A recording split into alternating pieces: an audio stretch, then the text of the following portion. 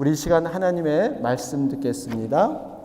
하나님의 말씀 이사야 40장 26절에서 31절 말씀입니다.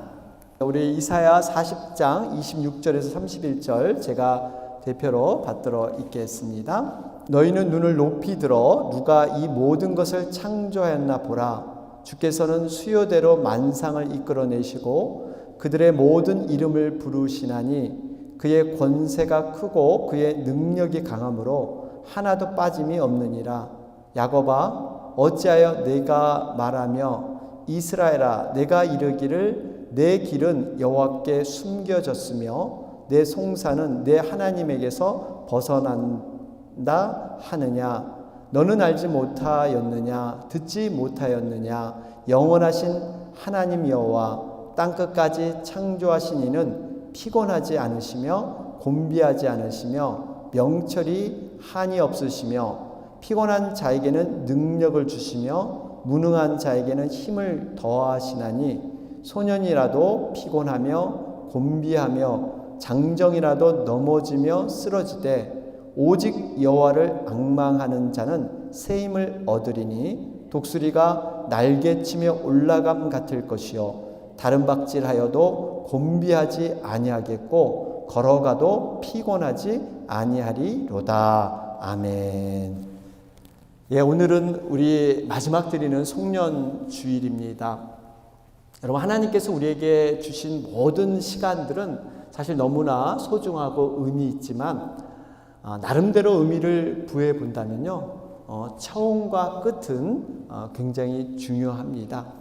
그런 의미에서 올해 2021년 마지막 주일을 이렇게 사랑하는 믿음의 동역자들과 함께 예배 드릴 수 있다는 것 얼마나 감사한지 모르겠습니다. 이제 다음 주일이면 새해 2022년을 맞이하게 되죠. 그래서 새로운 달력으로 새로운 시간을 시작하게 됩니다. 그런데 여러분, 우리가 새로운 시간, 새로운 환경이 바뀌었다고 해서 모든 것이 새롭게 되느냐? 여러분, 그렇지는 않은 것 같습니다. 보다 중요한 것은 우리들의 마음, 이 마음이 새로워지지 않으면 시간이 바뀐들, 환경이 바뀐들 별로 의미가 없다, 이런 생각을 하게 되었습니다. 우리 마음이 새로워지려면요, 한 가지 우리가 해야 할 것이 있습니다. 마음을 정리하는 것, 마음을 청소하는 것. 여러분, 이것이 있어야 새로운 마음을 우리가 가질 수가 있습니다. 저는 그것을 마음의 매듭 짚기, 매듭을 딱 짓는 거예요. 이것을 풀리지 않도록 매듭을 딱 지고 이제는 그것을 딱 이렇게 처리하는 것. 여러분, 이것이 필요합니다. 한 해를 돌아보면서 우리가 정리해야 할 것들, 요즘 우리가 이제 쭉 뒤돌아보게 되죠. 사실 올해 한 해를 볼 때 물론 개인적인 상황과 사정은 조금씩 다르실지 모르지만 보편적으로 보면 올 한 해 코로나 사태가 계속 이어지는 바람에 녹록치 않은 그러한 시간들을 보냈습니다.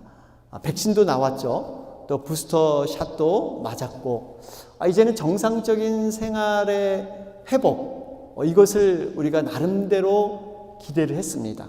그런데 뜻밖의 이 오미크론이라는 이 복병을 우리가 만났습니다.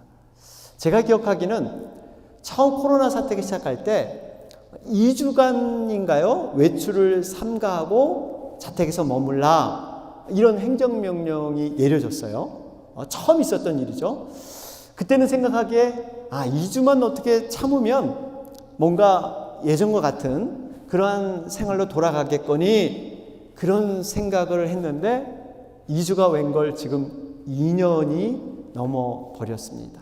어떻게 보면 열리듯 하면서 이루어지지 않은 이런 마음의 어려움들이 우리들에게 있습니다. 아울러서 이렇게 복잡한 코로나 시대인데 예상치 않게 이 물가가 갑자기 올랐습니다. 경제적인 어려움과 부담감이 우리에게 있을 수 있습니다. 여러 가지 물건을 현지에서 제때 생산하지 못하고 또 유통을 활발하게 하지 못해서 물가가 지금 6.2% 신문에 보니까 그렇게 나와 있는데요. 90년 이후에 최고치의 물가가 올랐다. 이런 얘기를 하더라고요.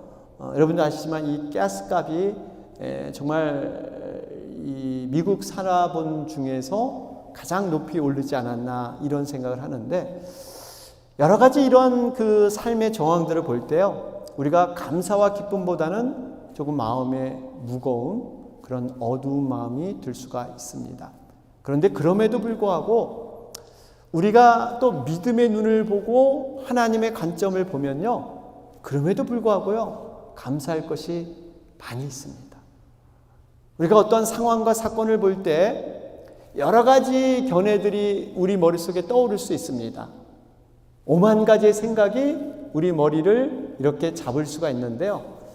그럴 때 우리가 해야 될 것은 어떤 생각을 정리하는 것, 어떤 생각을 내가 붙잡을 것인가, 이런 선택을 우리는 바로 해야 합니다. 그 선택을 어떻게 하느냐? 바로 믿음으로 해야 돼요. 이 선택을 어떻게 하느냐에 따라서 우리 인생의 방향이 분명히 달라질 수가 있습니다. 이런 면에서 고난이라는 것도 우리가 이 세상을 살아가면서 어차피 경험해지는 그러한 삶의 과정의 일부인데, 이것을 어떻게 우리는 처리하는가, 어떤 선택을 하느냐가 굉장히 중요합니다. 여러분, 하나님께서 하나님의 자녀라고 해서 고난의 삶을 피하게 해주시냐? 그렇진 않습니다. 하나님을 믿지 않는 비신자들과 동일하게 예외 없이 고난을 당하게 하십니다. 그런데 한 가지 분명한 것은요, 똑같은 고난을 당하지만 고난을 대하고 처리하는 방법은 분명히 다르다는 것입니다. 저는 올 한 해를 이렇게 돌아보면서 마음 정리가 가장 필요한 것, 마음의 매듭을 져야 할 것이 바로 이 고난에 대한 생각이 아닌가 생각을 합니다. 우리가 고난의 기억들, 실패의 기억들, 상처의 기억들, 이런 것들을 나름대로 정리해야 돼요.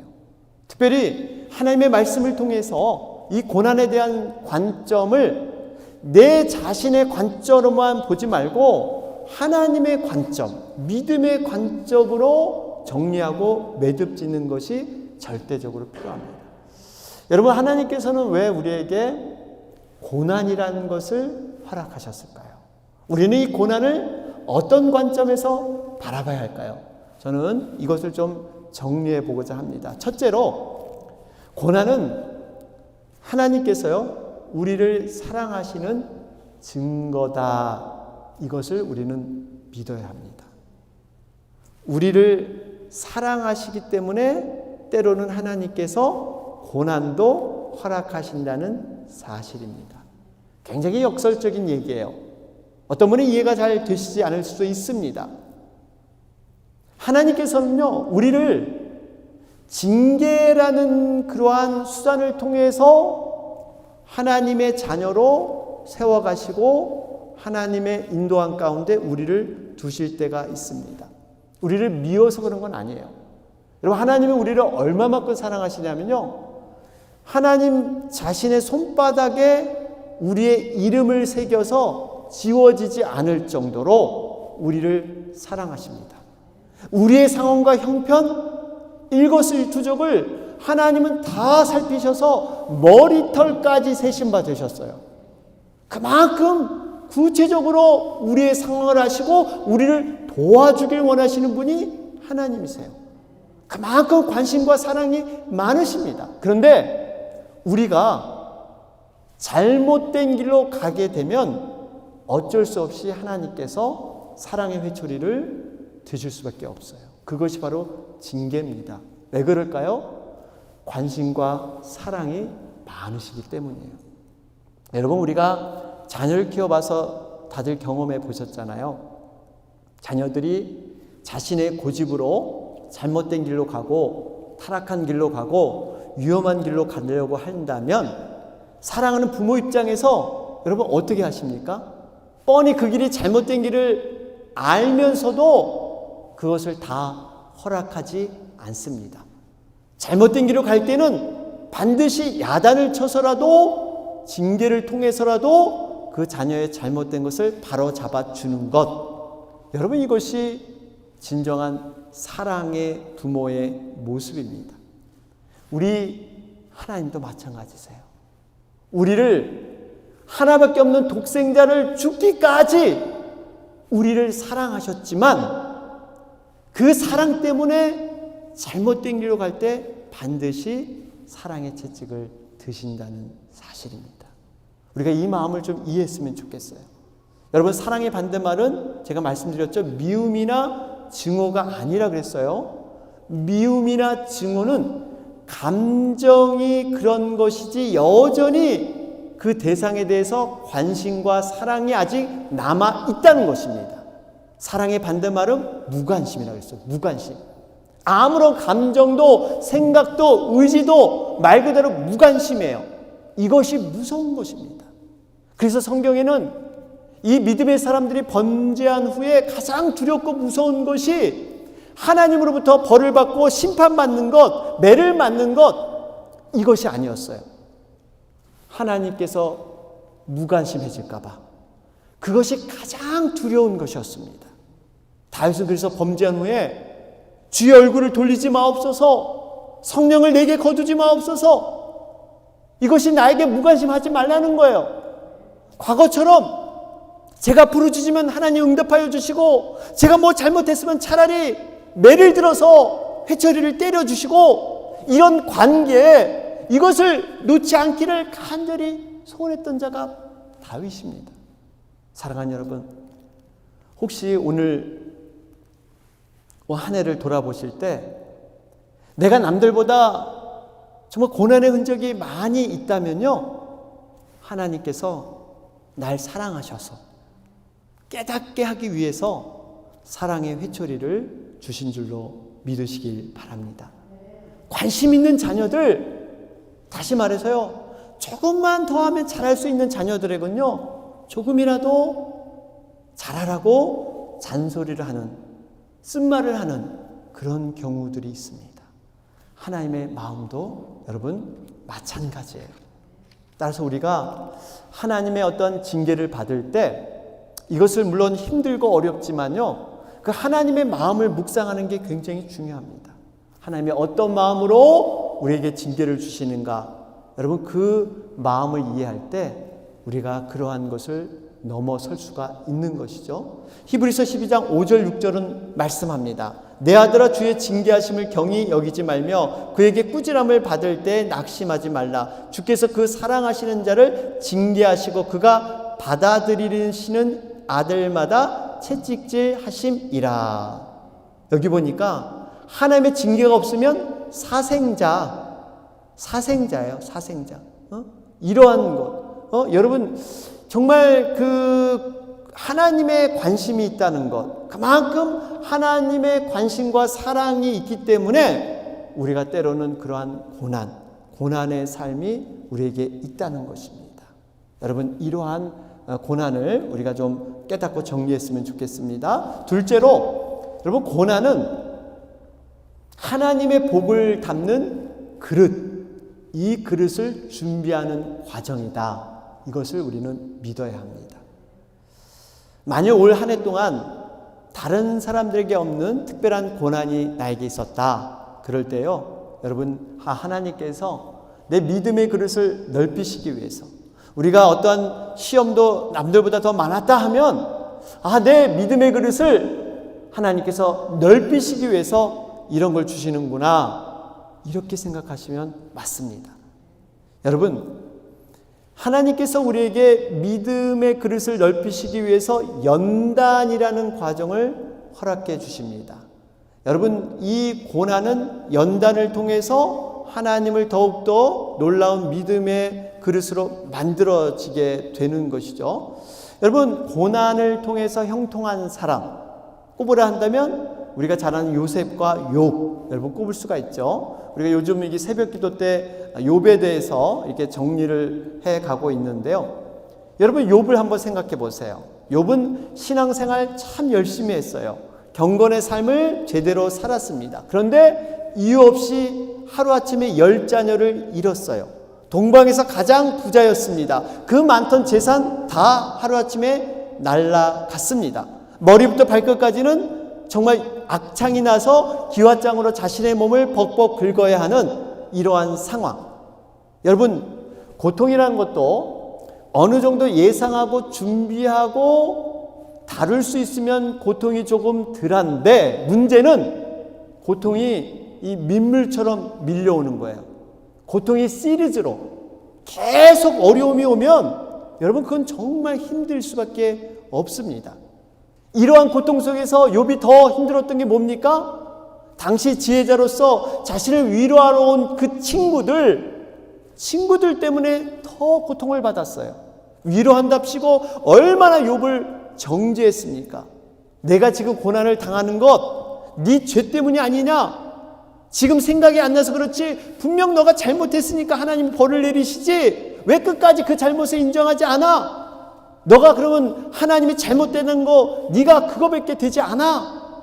여러분, 우리가 대화의 과정에서 가장 힘든 게 어떠한 프레임을 만들어 놓고 자신이 판단한 결과를 만들어 놓고 그 결과 속에 상대방을 집어넣는 것. 여러분, 이건 대화가 되질 않죠. 친구들이 지금 그런 정죄를 욥에게 하고 있는 거예요. 욥이 얼마나 힘들었겠어요. 이것도 어떻게 참아보겠는데 더 힘든 것은 하나님의 침묵입니다. 과거에는 그래도 평상시 기도하면 하나님이 응답해 주고 마음에 어떠한 성령의 감동이 있었는데 아무리 하나님 앞에 기도해도 하나님이 침묵하시는 거예요. 여러분, 이러한 힘든 과정을 욥은 겪어내야만 했습니다. 그런데 이런 우여곡절 속에 욥이 깨달은 말씀이 바로 욥기 23장 10절 아니겠습니까? 그러나 내가 가는 길을 그가 아시나니 그가 나를 단련하신 후에는 내가 순금같이 되어 나오리라. 이게 바로 욥의 깨달음이었어요. 지금 당하는 고난, 힘들고 어렵지만 이 고난이 나를 그냥 멸망시키는 것이 아니라 분명 이 고난을 통해서 단련해서 순금처럼 만들이라. 여러분, 이 믿음이 욥에게 있었던 거예요. 어떻게 됩니까? 노년에 정말 욥에게 그 믿음대로 그대로 복이 돌아왔어요. 귀로만 들었던 하나님, 눈으로 뵙고 손으로 만진 바 되는, 경험돼서 모든 것이 회복되는 놀라운 복을 바로 욥은 누렸던 것입니다. 사랑하는 여러분, 우리가 고난을 당할 때 분명히 이 고난은 나의 그릇을, 믿음의 그릇을 넓히는구나. 여러분, 이렇게 생각해 주시길 바랍니다. 세 번째로, 우리가 고난 중에도요, 한 가지 잊지 말아야 할 것은 어떤 상황과 어떠한 형편이 내가 원하지 않는 그릇됨으로 흘러가도 하나님은 선하다는 것을 믿어야 합니다. 하나님은 선하십니다. 내가 보기에 판단하는 것을 넘어서 하나님은 신실하신 분이에요. 오늘 본문 27절 말씀을 보면 거기에 이렇게 기록되어 있어요. 내 길은 여호와께 숨겨졌으며 내 송사는 내 하나님에게서 벗어난다. 왜 이렇게 한탄한지 아세요? 하나님이 숨겨져 있고 지금 내 간구하는 것은 하나님께 다 벗어나는 것 같다. 열심히 부르짖고 간구했지만 현실이 변한 것이 없습니다. 고난은 계속 가중됩니다. 이럴 때 여러분 굉장히 힘들어하죠. 욥도 그랬잖아요. 지금 고난에 간절히 기도해봤지만 전혀 응답이 없는 것 같아요. 좌절할 수밖에 없습니다.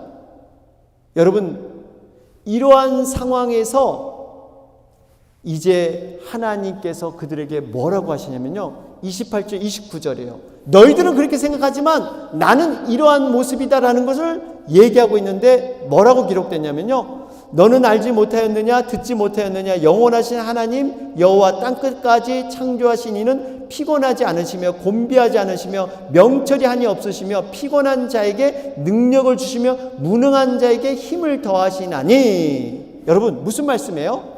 하나님은 우리의 고난을 모른 척 하신 분이 아니라는 거예요. 피곤한 자에게 능력을 주시고 무능한 자에게 새 힘을 더해 주신다. 분명히 말씀하시고.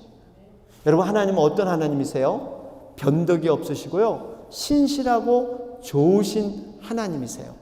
그분이 우리의 아버지가 되시는 분인 줄로 믿습니다. 우리가 잘못을 해도 야단을 먼저 치는 게 아니라 먼저 품어주세요. 사랑으로 먼저 안아주세요. 그리고 우리에게 능력도 주시고 새 힘도 더하여 주시는 분, 그래서 고난을 넉넉히 이기게 하시는 분, 이분이 우리의 하나님인 줄로 믿습니다. 이것을 예레미야 선지자가 깨달았어요. 예레미야 선지자가 자신의 모든 동족들이 이 바벨론의 포로로 끌려갔는데 정말 절망과 어려움이 있는데도 예레미야 선지자는요, 미래의 하나님을 바라보면서 그가 고백한 말씀이 바로 예레미야 29장 11절이에요. 거기 말씀 보실까요? 나 여호와가 말하노라, 너희를 향한 나의 생각은 내가 아니니 재앙이 아니라 곧 평안이요 너희 장래에 소망을 주려 하는 생각이라. 지금 유다 백성들은 하나님을 배반해서 죗값으로 바벨론의 포로로 끌려갔어요. 지금 현실은 암담합니다. 참담합니다. 그런데도 불구하고 재앙이 아니라는 거예요. 평안이고 소망이다. 여러분, 이것은 예레미야가 깨달은 거예요. 여러분, 이 하나님을 깨닫기를 바랍니다. 우리를 죽기까지 사랑하신 그 하나님, 그 섭리를 우리는 붙들어야 할 줄로 믿습니다. 하나님의 선은 반드시 우리가 보기에 좋은 것만 모아서 선을 만드신 분이 아니에요. 때로는 우리가 어려워하는 고난도 사용하셔서 아름다운 선을 만드시는 분, 바로 모든 것이 합력하여 선을 이루시는 분이 바로 우리 주님인 줄로 믿습니다. 마지막, 여러분, 네 번째로 보면요, 이 고난에 대해서 정리해 보면 우리가 고난을 당할 때 신실하신 하나님만을 우리가 바라봐야 된다는 겁니다. 다른 어떤 사건과 상황보다는 우리가 하나님 앞에 집중하는 것, 이 훈련을 우리가 믿음을 통해서 해 나가야 되는 거예요. 여러분, 우리 인생에서는 고난의 폭풍이 예외될 수 없다 그랬죠. 너나 나나 할 것 없이 이 폭풍을 지나야 될 때가 있습니다. 그래서 이사야 선지자가 오늘 본문 30절에서 그러잖아요. 소년이라도 피곤하며 곤비하며 장정이라도 넘어지며 쓰러지되, 이 말은 모든 사람들이 고난 앞에 다 이렇게 힘없이 맥없이 넘어질 수밖에 없다. 모든 사람에게 고난은 반드시 있다. 이렇게 얘기하고 있는 거예요. 여러분, 성경을 보세요. 믿음의 사람들 다 고난 받았어요. 모세는 이스라엘 백성들을 광야에서 인도할 때 얼마나 힘들고 고생스러웠는지 하나님 앞에, 하나님 은혜를 베풀어서 나를 죽여서 이 고난을 당하지 않게 하소서 죽음을 간구하기도 했습니다. 여러분, 엘리야 선지자는 어떻습니까? 이세벨의 협박을 받고 로뎀나무 아래서 그냥 차라리 내 생명을 거두어 주시옵소서, 이세벨 정말 이 고난을 내가 못 당하겠습니다, 이런 고백을 했습니다. 여러분, 이걸 보면 모세나 엘리야 같은 믿음의 사람도 이런 힘듦을 얘기하는데 하물며 우리들은 어떻겠습니까? 말할 것도 없습니다. 그러나 분명한 것은 이러한 고난이 힘들고 어렵지만 극복할 수 있는 길이 반드시 있다는 거예요. 그래서 오늘 31절은 말씀하잖아요. 여기 보니까 오직 여호와를 앙망하는 자는 새 힘을 얻으리니 독수리의 날개치며 올라감 같을 것이요 다른 박질하여도 곤비치 아니하겠고 걸어가도 피곤치 아니하리로다. 여기서 앙망한다는 것은요, 고정한다는 거예요. 고정한다. 그러니까 한두 번 슬쩍 보는 게 아니라 의도적으로 집요하게 마음을 다해서 바라본다는 것이 앙망한다는 거예요. 앙망한다. 여러분, 우리가 고난 가운데 있을 때 우리의 상황과 사건에 우리의 생각이, 시야가 빠지면 안 됩니다. 하나님의 시선을 고정하고 우리는 앙망해야 될 줄로 믿습니다. 여러분, 그러기 위해서는 말씀과 기도밖에 없어요. 하나님의 마음을 깨달을 수 있는 것은요, 말씀과 기도, 성령의 그 인도함, 이것을 붙들고 나가야 될 줄로 믿습니다. 특별히 독수리의 이 원리를 좀 깨달아야 돼요. 독수리가 날개침에 올라간다는 이 원리를 좀 알아야 합니다. 여러분, 독수리는 다른 새와 평상시는 비슷하다고 합니다. 그런데 일단 폭풍이 몰아치면요, 독수리는 다르게 행동합니다. 다른 새들은 비바람이 몰아치면 처마 밑에 이렇게 몸을 숨깁니다. 그저 그 비바람만 이렇게 피하기 위해서 그렇게 몸을 숨기지만 독수리는 다릅니다. 오히려 폭풍이 몰아칠 때 폭풍이를 뚫고서 하늘로 올라간다고 그래요. 바라보고 생각하는 것이 다릅니다. 다른 새들은 폭풍 밑에서 안전지대를 찾지만 독수리는 폭풍 위에 있는 그 안전지대, 거기는 고요한, 정말 정막이 흐르는 그러한 안전지대를 보고 폭풍위를 뚫고 올라간다고 합니다. 여러분, 이 원리를 우리 믿음에 적용했으면 좋겠어요. 여러분, 우리가 폭풍만 바라보면 두려움과 정말 이 떨림밖에 가질 수가 없는데요. 폭풍 위에 평온한 것, 여러분, 그곳에는 하나님의 원리, 하나님의 손길이 그곳에 있는 줄로 믿습니다. 고난 뒤에서 일하시는 그 하나님, 여러분, 이 하나님을 우리는 붙잡아야 될 줄로 믿습니다. 말씀을 마치겠습니다. 여러분, 크리스찬의 삶은 나무에 많이 비유를 합니다. 예수님께서도 이런 말씀하셨죠? 나는 포도나무요, 너희는 가지니 너희가 나를 떠나서는 아무것도 할 수 없다. 여러분, 이 의미는 크리스찬의 삶은 나무와 굉장히 연관되어 있다. 나무의 가지로서 예수님께 꼭 붙어야만 생명을 유지할 수 있다. 이것이 바로 믿음의 원리입니다. 그래서 우리는요, 결국 나무와 관계된 그러한 삶을 살아가게 됩니다. 이것이 크리스천의 삶이에요. 제가 어떤 컬럼에서 읽었는데요, 이런 얘기를 해요. 나무는 나무다. 무슨 언어의 유희 같지만 나무는 나무다.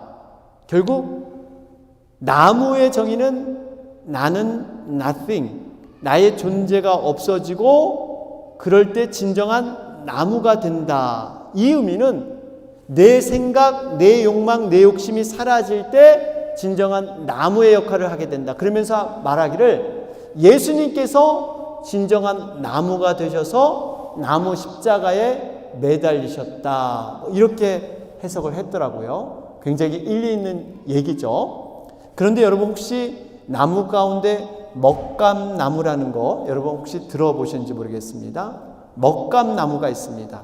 여러분, 먹감나무는 감나무의 일종인데요, 굉장히 오래된 나무가 되면은 바로 이 먹감나무가 된다고 해요. 근데 이 먹감나무는 굉장히 단단해서 어떤 가구나 세공물의 재료로 쓰이는 나무라고 합니다. 여러분, 한번 그 사진을 보시면, 한 장면을 보시면 저렇게 생겼어요.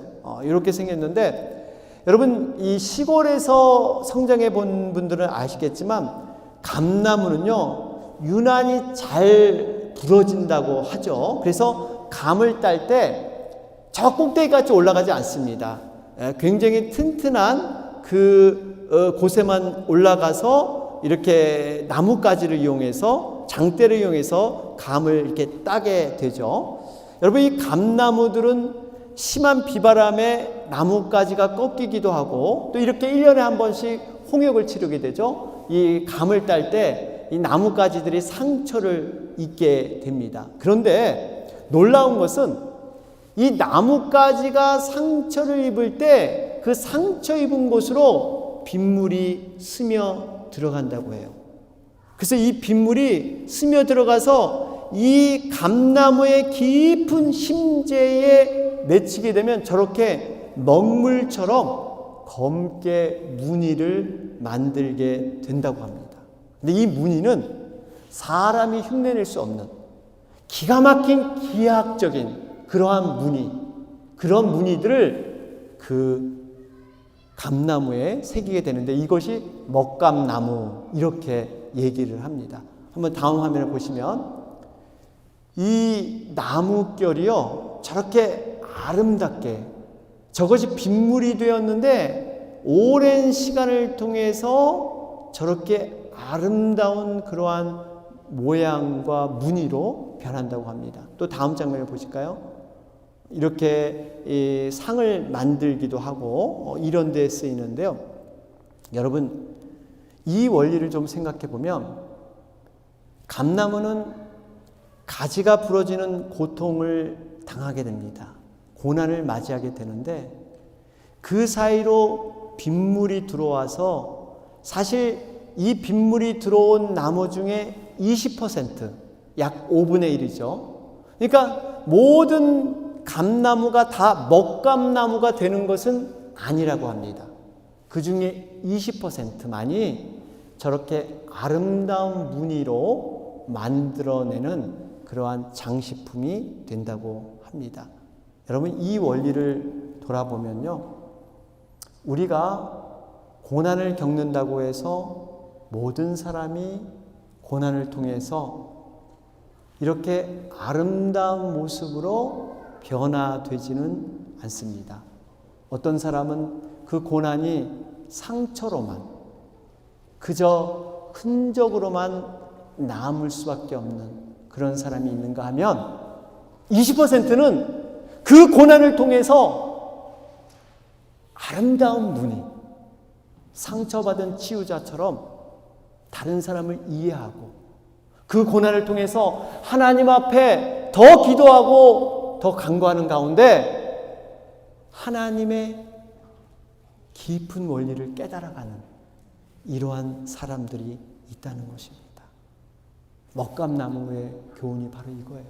사랑하는 여러분, 올 한 해를 돌아볼 때 때로는 아픔과 힘듦과 고난이 있었더라면 먹감나무를 기억하면서 하나님께서 나의 이 고난의 상처에 아름다운 무늬, 인간이 할 수 없는 오로지 하나님만이 그릴 수 있는 아름다운 무늬를 입히시기 위해서 우리에게 고난을 허락하셨구나. 여러분 이것을 기억하면서 2021년 우리가 하나님 은혜 안에서 잘 마무리했으면 좋겠습니다.